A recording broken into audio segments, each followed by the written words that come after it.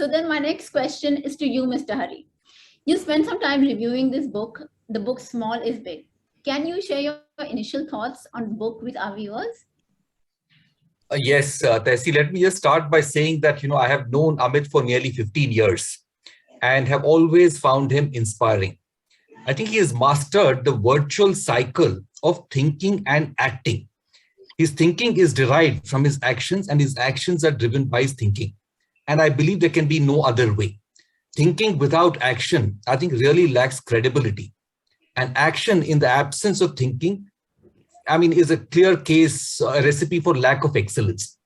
I loved his book and personally have been a deep believer in the subject that small is big. The philosophy itself has been appealing to me always. And in some ways, I think I have intuitively practiced this most of my life. And probably that's how, I have found the time to do the many things that I do. I just want to call out a few things I really liked about the book. So let me just call out a few things. The first thing I really liked about the book, four concepts I just want to call out. One is he says, practice gratitude, reframe the problem, and harness interesting memories as a way of creating positive energy. It's a very, very powerful framework.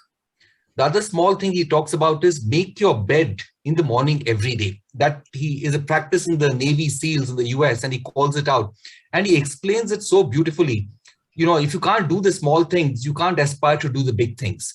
And when you come back home after a bad day and you see your bed is well made, you remember, that you've done something good, and it makes you feel good about yourself. So it's a very small thing, but I found it very, very impactful.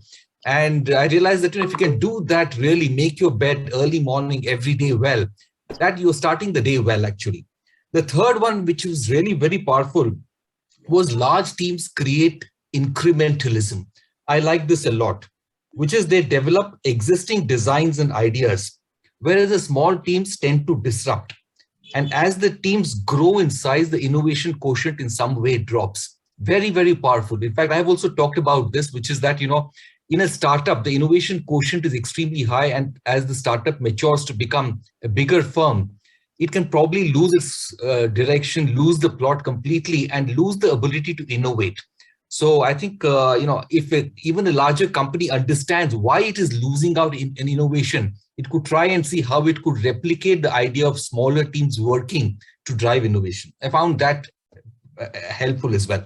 And one last one I'll call out is, if my presentation were a book, what title and subtitle will I have for each slide?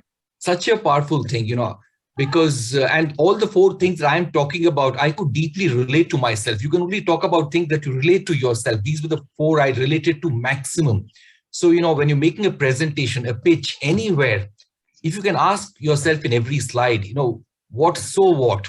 Or if I were writing a book, if this, slide were a book, what would be the title I would give it? What would be the subtitle? If you can think along those lines, then I think your presentation, your pitch, your storyline will become very powerful.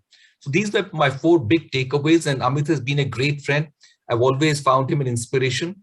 And the best thing I liked about him is he is an amazing combination of thinking and acting, and derives his thinking from acting, and his thinking drives his actions.